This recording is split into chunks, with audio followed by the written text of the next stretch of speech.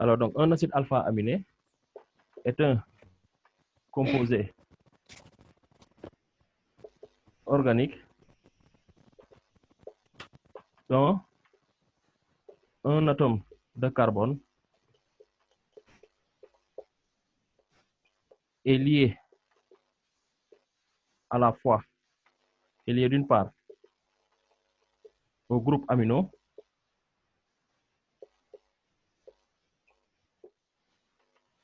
et le groupe amino c'est le groupe NH2 et d'autre part au groupe carboxyle COH. Ça, vous le savez tous.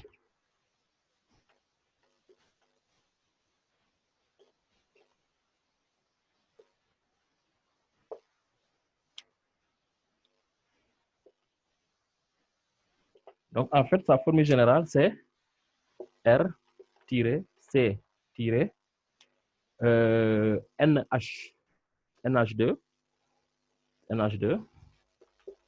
Voilà. Ensuite, lui là, ensuite, COH. Et ça, c'est ça qu'on appelle le carbone alpha. C'est pourquoi il faut savoir que vous pouvez avoir un acide bêta-aminé, c'est-à-dire lorsque la liaison se trouve au niveau d'un second, notre carbone.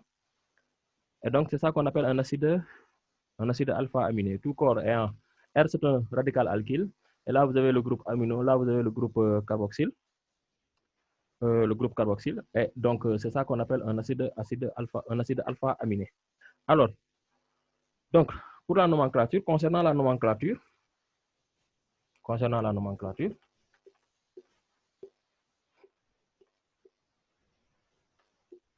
il faudrait savoir qu'il existe au plus, entre autres, 20 acides alpha-aminés indispensables à la synthèse organique. Bon, après, à la fin du cours, on va vous donner un petit tableau sur ça.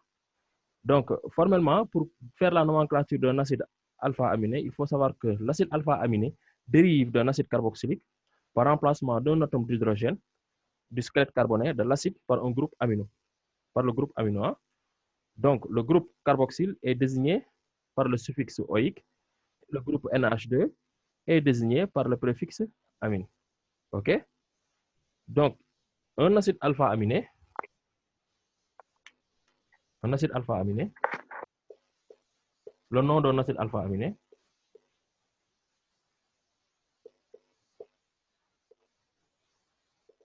dérive du nom de l'acide carboxylique,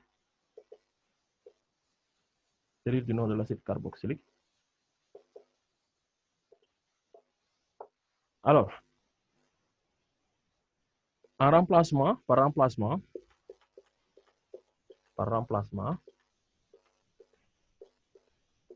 d'un hydrogène du squelette carboné par le groupe amino.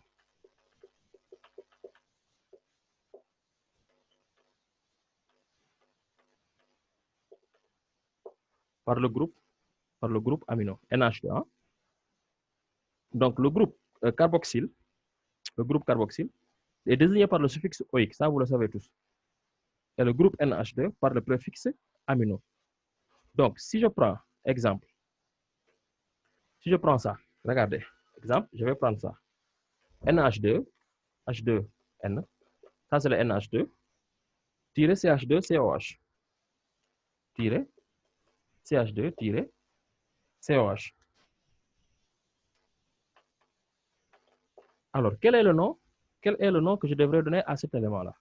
Donc, je vais commencer par dire que quand on regarde bien, ça, j'ai enlevé un hydrogène ici pour le remplacer avec le groupe amino. Donc, cela veut dire que si j'avais remis l'hydrogène ici, j'allais avoir CH3, COH. Ça va me donner l'acide éthanoïque. Maintenant, si j'enlève l'hydrogène, à quel atome de carbone j'ai enlevé l'hydrogène? Au niveau du carbone 2. C'est pourquoi je vais dire acide 2 amino éthanoïque. Acide 2 amino éthanoïque. Son nom, c'est l'acide 2 amino éthanoïque. Entre parenthèses, acide 2 amino éthanoïque, est communément appelée la glycine. Ça, c'est la formule de la glycine. Exemple, je donne un autre exemple. Si j'ai le CH3-CH2-NH2-COOH. Alors, là, vous avez tout ce que c'est l'acide propanoïque. Je vais nommer. Regardez, j'ai 1, 2, 3. J'ai 3. Je vais dire acide 2 amino. Acide, Propanoïque. voilà, 2-amino propanoïque. Propanoïque. Ensuite, au-delà de ça, je peux avoir l'acide 2-aminobutanoïque, c'est-à-dire faire celui-là, le CH3, CH2, CH-NH2, COOH. Quand on regarde bien, quand je vais compter à partir du groupe acide éthanoïque, 1, 2, 3, acide du groupe carboxyle, je vais avoir 4. Et là, je vais dire ça, j'ai les 2, acide 2 amino. Butanoïque. Voilà, acide 2 amino, acide 2 amino butanoïque, acide 2 amino butanoïque. Et là, vous l'avez carrément. Donc, il faudrait savoir que ça, son autre nom, c'est la glycine. Son autre nom, c'est la glycine. Son autre nom, c'est la glycine. Celui-là. Celui-là, son autre nom, c'est l'alanine. Et celui-là, c'est la valine. Valine. Voilà. Maintenant, il y a ce qu'on appelle le nom officiel d'acide alpha-aminé est encombrant. C'est vrai. C'est vraiment encombrant. Acide 2 aminopropanoïque. Donc, on utilise le plus souvent un nom qui lui réserve l'usage. Donc, à chaque nom usuel correspond une abréviation. Exemple, quand tu regardes la glycine, on va dire gly. La glycine, on va dire gly. L'alanine, on va dire ala. La valine, on va dire val. On va dire val. Et c'est fini. C'est fini pour la nomenclature. Donc là, il suffit seulement de faire des exercices sur ça pour un peu maîtriser au niveau de la nomenclature des acides alpha-aminés. Maintenant, on va attaquer les propriétés chimiques d'un acide alpha-aminé. Parce que puisqu'il y a deux groupes fonctionnels au niveau de cet acide alpha-aminé-là, il faut souvent savoir qu'il y aura donc des propriétés chimiques qui sont spéciales. Pourquoi? Parce que quand on regarde bien, le groupe amino a tendance à donner comme élément des bases. Et le groupe acide carboxylique, vous avez bien entendu, acide carboxylique, donc c'est acide. Donc, vous avez deux propriétés chimiques dans un même élément. Donc, ce sera un peu intéressant d'étudier un peu les propriétés chimiques des acides alpha-aminés. Allons-y.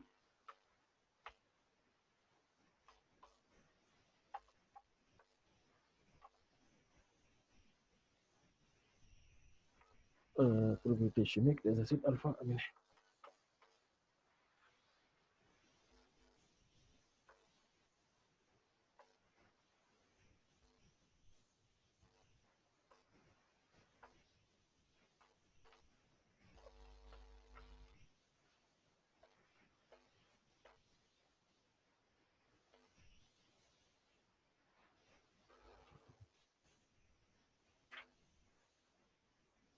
Propriétés chimiques des acides alpha-aminés.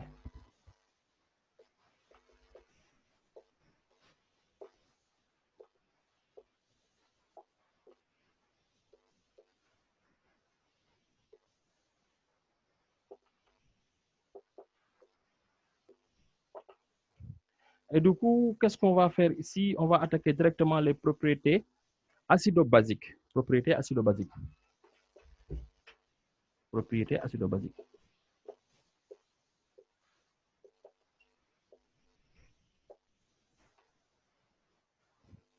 Alors, concernant les propriétés acido-basiques, on va voir comment va se comporter notre acide alpha-aminé dans l'eau. OK? Donc, ça, il faut le savoir. Donc, une molécule d'acide alpha-aminé existe sous la forme d'un ion bipolaire. OK? Une molécule d'acide alpha-aminé existe dans l'eau, quoi. Une molécule d'acide alpha-aminé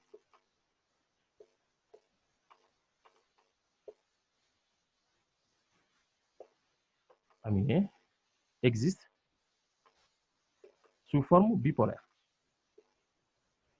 dans l'eau. Parce que pourquoi bipolaire? Parce qu'elle possède deux pôles dans l'eau. Comment ceci s'explique? Suivons bien. C'est-à-dire que si on a une molécule R, COH, dans l'eau, ok? Quand on regarde ça, on a ça R-CH-NH2. On a NH2 là, C-O-H. On sait bien que ça, ok? Cette zone-là, celui-là, il est capable de capter un proton H+. Capter un proton H+. Il va devenir NH3+. Il va capter pour devenir NH3+. Et cette zone-là aussi, celui-là, il est capable de céder un proton. Aziz, Oui. c'est pas OH, tu as écrit H seulement. Ah, fan. Où? Où est-ce que j'ai écrit H? Ah, aussi, ouais. Merci. OH. Merci beaucoup. OK. Elle est capable de céder un proton H+. Alors, qu'est-ce qui se passe? Donc, cela veut dire que soit, si l'un cède, si c'est celui-là qui cède, on aura cette forme-là. On aura la forme R. On aura la forme R CH NH3+, COH, parce que c'est lui qui cède. Ou, si maintenant, lui, il ne cède pas, si lui, il ne capte pas, lui, il va céder, on aura, ou, on va avoir R CH NH2. Ensuite, celui qui va céder COO-, ou bien tous les deux, celui-là il va capter, celui-là il va libérer, ou on a cette forme-là, où on a la forme R CH. Les deux formes vont coexister, NH3+, COO-. Et donc, il existe dans l'eau un équilibre chimique entre la molécule neutre et la molécule bipolaire. Cette réaction, elle est intramoléculaire, c'est-à-dire à l'intérieur de la molécule.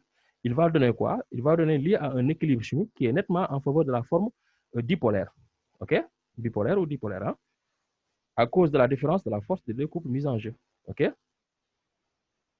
Donc, il faut savoir donc que cette forme-là, ou bien cette forme-là, peuvent tous exister dans l'eau. Maintenant, l'équilibre chimique qui va se passer ici, c'est quoi? C'est qu'on aura ça. On va avoir quoi? On va avoir R-CH-NH2 COH va conduire à cet équilibre-là.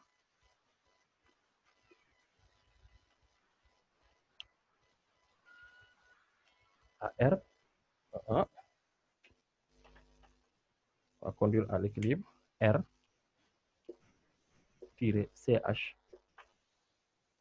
NH3+, COO-. Et n'oubliez pas, ça c'est notre carbone alpha. Hein? Ça c'est toujours notre carbone alpha. Elle est là, c'est notre carbone alpha. OK? OK?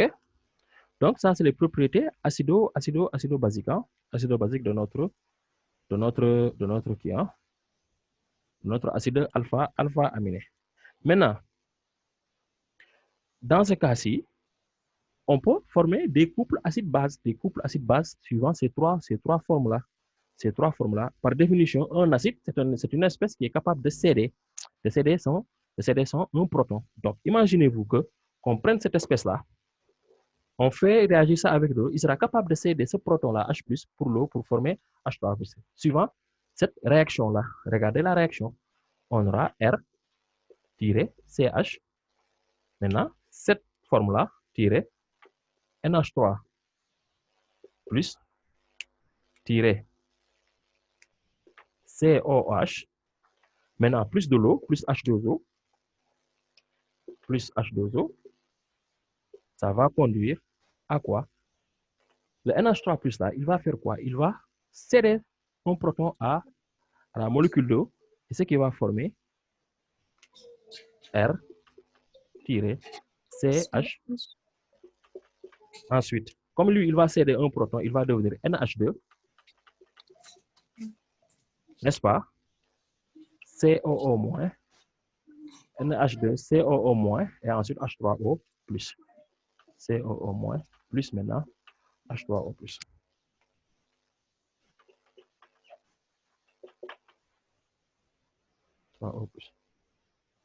C'est bon.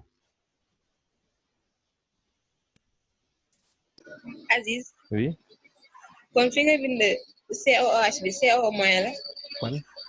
Parce que Ah, waaw. chargé. waaw.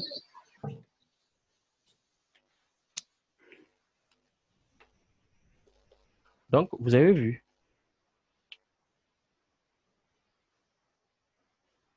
C'est bon. Good. Et ça, on aura la forme acide. Voici la forme acide. Ici, ça, on l'appelle la plupart du temps, c'est un zwitterion. C'est un zwitterion, c'est-à-dire qu'elle a deux formes. Hein. Elle peut avoir la forme acide ou bien la forme basique. Là, vous avez déjà appris ça quand vous faisiez les acides et bases. Ça, c'est la forme acide. Donc, le couple ici qu'on a, c'est le couple A-, Z, Z+, c'est-à-dire le couple RCHNH3CO- slash ça, on a ce couple-là, acide-base, le couple acide-base. Bon, je vais effacer ici. Je n'ai pas assez d'espace. Je n'aimerais pas effacer ça. Ces trois formes-là, je ne veux pas effacer ça. Mais bon, il faut que je fasse ça parce que je n'ai pas d'espace. Alors, quel est le couple qu'on a ici? Quel est le couple qu'on a ici?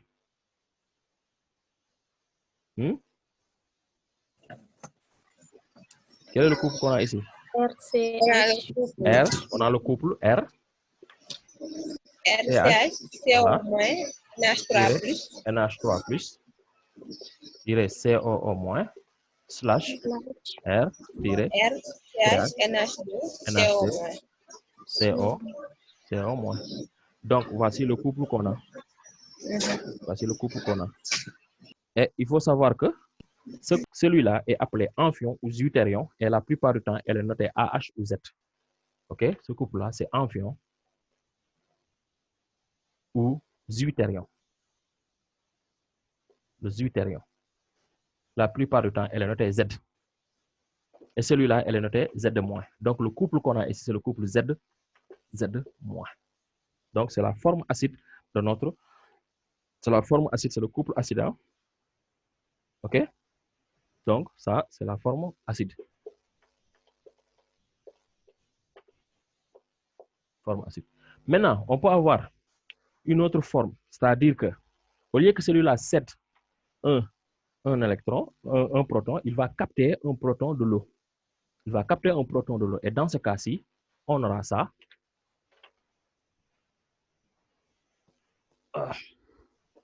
Et dans ce cas-ci, ce qu'on va avoir, c'est...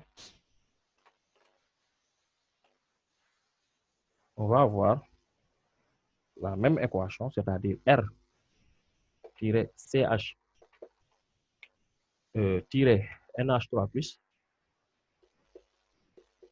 COO- plus H2O. Non, Aziz, COH. Oh, Ah, c'est comme ça. Plus H2O va conduire.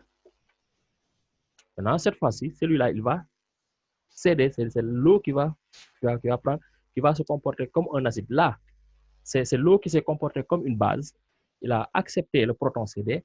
Là, c'est l'eau qui va se comporter comme un acide et il va céder un proton. S'il cède un proton à ça, on aura R-CH NH3 plus. Ensuite, COH. Maintenant, plus OH-. Parce que l'eau a cédé un proton. il va devenir OH-. OH-. Voilà. Et le couple qu'on aura ici, c'est le couple Z plus Z. C'est-à-dire, ici, l'acide, c'est quoi? L'acide, c'est celui-là. La base, c'est celui-là. OK? Donc, ici, l'amphion ou le deutérium se comporte comme un acide. Là, elle va se comporter comme une base. Pourquoi? Parce qu'il va recevoir un proton. Quand il reçoit un proton, c'est une base. Quand il cède un proton, c'est un acide. Et il reçoit le proton d'où? De l'eau. Là, il cède le proton à qui? À l'eau. Donc ici, le couple qu'on a ici, on a le couple R-CH-NH3+, COOH-R-CH-NH3+, COO-, c'est-à-dire identique au couple Z+. Là, Z, c'est la forme basique. C'est la forme basique. C'est bon. Good. Oui. Si vous n'avez pas de questions, on peut essayer d'avancer. Et donc, parler des domaines de prédominance, parce que les couples qu'on a, on a le couple Z, Z- et le couple Z plus Z. OK, on va parler un peu des domaines de prédominance. OK, parce que là, il y a des réactions acido-basiques, donc il y a l'occasion de définir ce qu'on appelle un pH. Il y a l'occasion de définir ce que c'est qu'un pH. Alors, parlons des domaines de prédominance. C'est bon, s'il n'y a pas de questions. OK? Oui. Donc là aussi, vous pouvez sortir de petites équations, des demi-équations électroniques concernant cette équation-là. Dans le cadre général, ici, on va dire Z plus H2O conduit à Z plus. Là, on va dire Z plus H2O conduit à Z moins plus H3O plus. OK? Donc, c'est pas la peine de faire ça. Donc, parlons des domaines de prédominance. Puisqu'on a défini deux couples acides basiques, OK? Il faut savoir que si le radical alkyle, parce que notre acide alpha-aminé, c'est sous la forme R-CH-NH2-COH. On a ça. Maintenant, si R est un groupe alkyle, les pKa des couples acides-bases sont de l'ordre de 2 à 3 pour le pKa1 pour le pKa1 et pour le pKa2 et le voisin de 10. Ça, il faut d'abord définir ça. Hein. Si R est un groupe alkyle,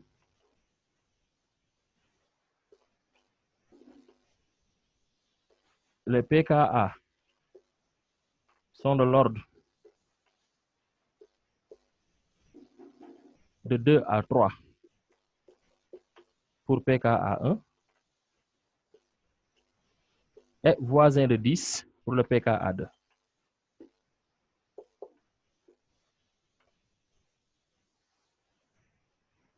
Alors, c'est quoi le pKa1?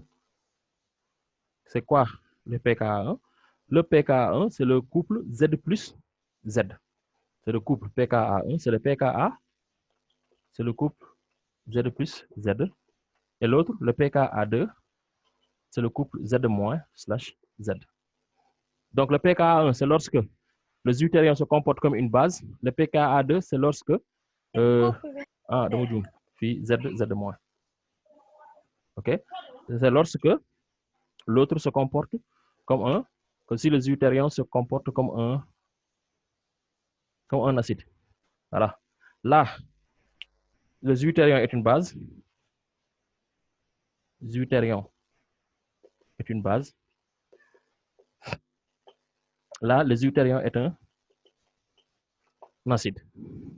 Maintenant, parlons des domaines de prédominance. Alors, il faut savoir que le pKa2 et le pKa1 définissent ce qu'on appelle les frontières de prédominance. Alors, les frontières de prédominance, on va tracer une petite droite de pH. Petite droite de pH, comme ça.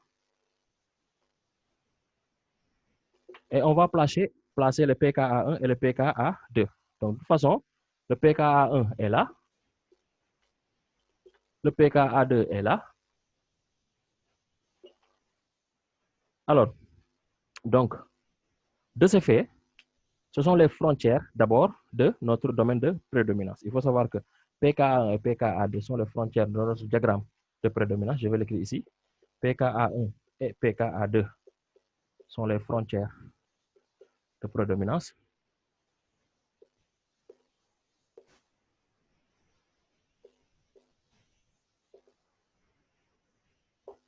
Dans les frontières de prédominance. Alors, qu'est-ce qui se passe si le pH est supérieur à pK1? Si le pH est supérieur à pK1, alors on sait que c'est l'espèce, c'est le deutérium qui prédomine ici. Si le pH est supérieur à pK1, elle est dominante. Donc, deutérium domine. Donc, Z prédomine ici. Je vais l'écrire ça en rouge. Z prédomine. Z prédomine. Ensuite, si le pH est inférieur à pK1, le cation Z+ est l'espèce prédominante, c'est-à-dire Z+ est l'espèce prédominante. Z+ prédomine. Prédomine. Alors, donc, si le pH est inférieur à pK2 aussi, Z prédomine. Si le pH est supérieur à pKa2, l'anion, c'est-à-dire Z- va prédominer. Z- va prédominer. Z- prédomine. Good. Alors, donc, le pH, on peut calculer le pH de deux manières suivantes. C'est-à-dire qu'on peut dire que le pH ici, ça c'est pour le couple. Le pK1, c'est pour le couple Z+, Z-, Z+, Z. Là, on va dire donc dans ce cas-ci, pH est égal à pKa1 plus log de la concentration de la base Z sur la concentration de l'acide Z+. OK? Là, c'est pour le couple Z/Z-, Z-, et donc là, ça c'est le pH1, ça c'est le pH1. Alors, le pH2, là, on va dire que ce sera pKa2 plus log de la base Z- sur l'acide Z. Donc, on va avoir ça. Maintenant, qu'est-ce qui se passe le cas où la concentration de l'anion est égale à la concentration du cation? Là, on va définir ce qu'on appelle un pH isoélectronique. C'est-à-dire que si je somme ces deux pH-là, c'est-à-dire que si pH1 égale à pH2, si pH1 égale à pH2, je vais avoir donc 2 pH ici. Si pH1 égale à pH2, qu'est-ce qui se passe dans ce cas-ci? Égal à pH. Ce qui se passe ici, je vais avoir donc pH égale à 2 pKa1 plus pKa2, plus maintenant le log de ces deux-là. Log de ça plus log de ça. Je vais dire donc dans ce cas-ci, je vais avoir donc 2 pH. Si je somme celui-là, je vais les sommer. Je vais avoir donc pKa1 plus pKa2, plus maintenant log. Log de A plus log de B, c'est log de A fois B. Donc, je vais avoir log de concentration de Z multiplié par concentration de Z+, multiplié maintenant par concentration de Z- sur la concentration de Z. Maintenant, les deux là vont se simplifier, mais puisqu'on sait que si pH aussi est égal à pH1, on a aussi la concentration du cation est égale à la concentration de l'anion est égale à la concentration du cation. Ce qui implique que donc je vais avoir 2 pH, c'est égal à pKa1 plus pKa2. Cela veut dire que ces deux-là sont égaux. Ils vont se simplifier parce que je suis au point isoélectronique. Donc, ce qui fait que donc, je vais avoir pH isoélectronique, puis pH isoélectrique du moins, pH, entre parenthèses, isoélectrique égale pH isoélectrique égale 1 demi de pK1 plus pK2.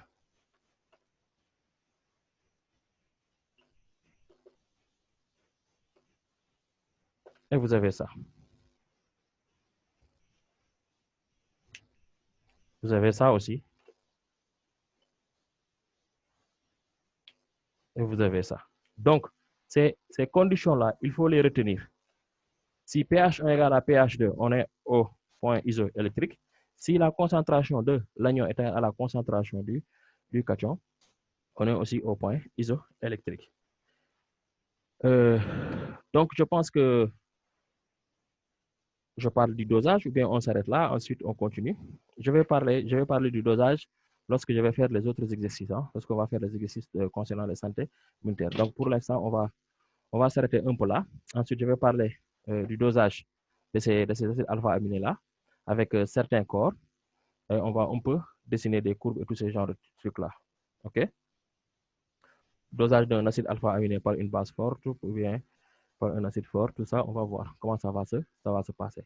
Donc, l'essentiel, c'est qu'il faut aller préparer la première série que j'avais donnée sur santé militaire. C'est-à-dire, je pense que c'est 2016, le dernier exercice, l'exercice 5.